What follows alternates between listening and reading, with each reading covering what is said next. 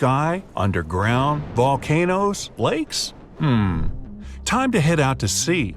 You get on a yacht and sail off. It doesn't matter where, this next one happens all over the world. So, the sea is crystal clear and calm, there's no wind in your sails. Everything is so peaceful. Wait, what's that? You hear a loud noise. 2 seconds later, a huge wave, way taller than your mast, rises from the calm sea and hits your yacht. The ship manages to stay upright and the huge wave disappears. You just survived the attack of a rogue wave. Some scientists think it happens when the surface sea current smashes into a strong headwind. Others say it happens when warm and cold currents come up against each other. Another popular theory is wave interference, where small waves team up to form one monster one.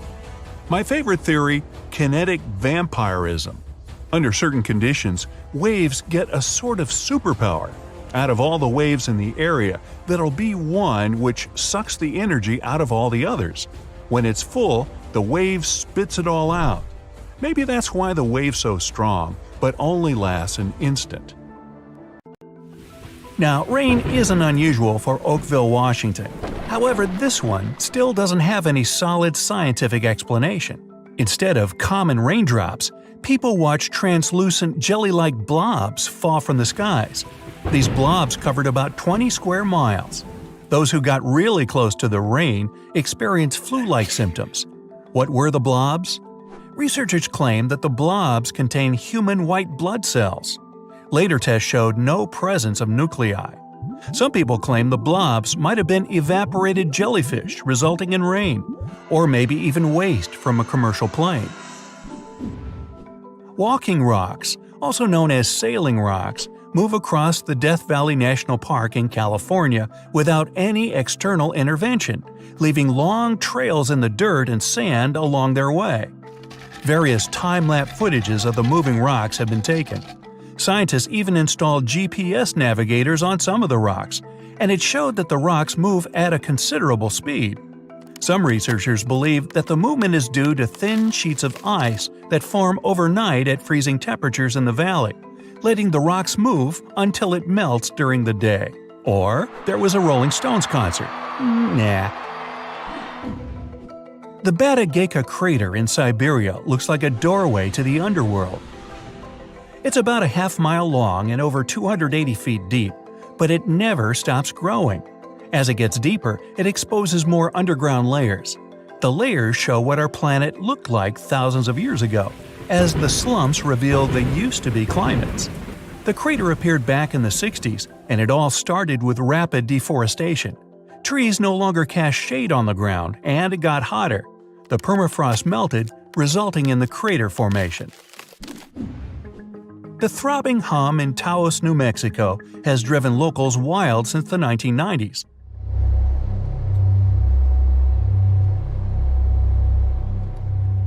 The low-frequency hum deprives people of sleep and depletes their energy. Even though scientists have tried to find the source of the hum, they still haven't pinpointed its origin. Different variations of the hum have also been heard in the UK, Australia, Canada, and other areas of the US. Luckily, only about 2% of the world's population can hear it. The hums have been blamed on mechanical devices, multiple disturbances of auditory systems, and even animals. The West Seattle hum, for example, was blamed on toadfish. Fairy rings, also known as elf rings or pixie rings, are mysterious rings of mushrooms that appear in grasslands and forested areas. There's a lot of debate about why these fungi form a nearly perfect circle. Some superstitions claim that fairy dances would burn the ground, causing mushrooms to rapidly grow.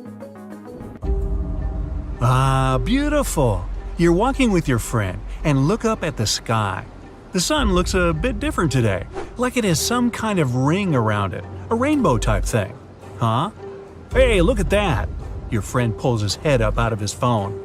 You shouldn't look directly into the… Stop everything, he says. It's a sun halo. We need to find shelter now, unless you have the world's biggest umbrella on you. A sun's halo is nature's sign that there's a snow or rainstorm on its way. It's caused by clouds that are made of bazillions of small ice crystals flying around 20,000 feet. Sunlight goes through those crystals, which causes the light to split and refract, like when there's a rainbow. Now, don't look at the sun halo directly. It's going to be tempting because it's not something you see every day. Plus, it's really beautiful. But ultraviolet light can burn the exposed tissue of your retina and cause serious damage. So, not worth it. Grab some sunglasses and you're good to go. This phenomenon lasts about 40 minutes. These clouds are the same ones that can cause a spooky ring around the moon at night sometimes. Nature sends early signs of disasters in many ways. J-shaped trees means there's a landslide coming. Since the ground is moving slowly, the trees grow into the super selfie-able shape. Try to find a flat area and avoid going near any trees, unless you have superhuman strength. You're on a nice walk on the beach. Sand, sun, not a cloud in the sky. Then, out of nowhere, you see the ocean going back away from the shore.